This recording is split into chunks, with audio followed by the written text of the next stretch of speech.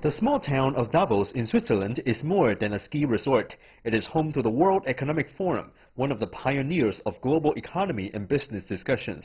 The event has played a unique role in shaping the global development agenda since its inception in 1971. And the first delegation of Chinese participants came to the annual meeting back in 1979. That was a time of seismic changes in China, as the central government started to embrace the global economy with its policy of reform and opening up. The Chinese government rightfully has said it wants to be part of that global conversation, and it's very consistent with the tradition and policies of the opening to the outside world and China's own aspiration now to participate more fully as a responsible global stakeholder. Since then, an increasing number of Chinese policymakers and corporate representatives have been attending the annual meeting in Davos. In 2018, a record of 136 participants from China will be there.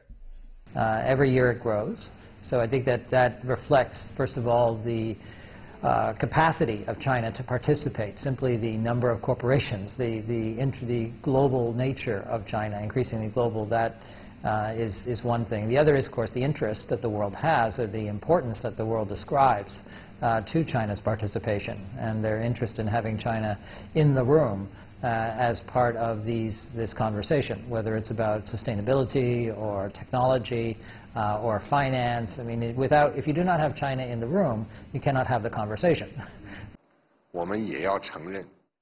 And China's president was also in the room last year.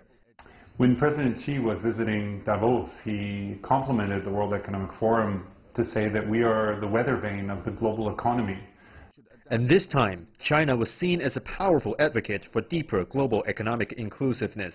It is true that economic globalization has created new problems, but this is no justification to write economic globalization off completely.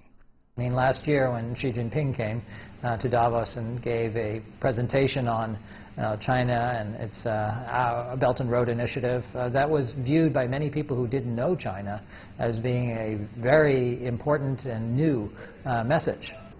China's economy has been diversifying, innovating, and the forum realized that having the annual meeting in Davos was not enough to bring China's views to the world. And that's how the annual meeting of the New Champions, or the Summer Davos, was born in 2007 in China.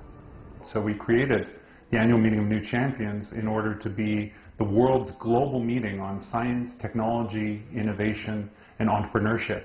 We see more and more Chinese companies, whether state-owned enterprise or private sector, going global, going international, and they see the World Economic Forum as a platform to have greater exposure and greater influence.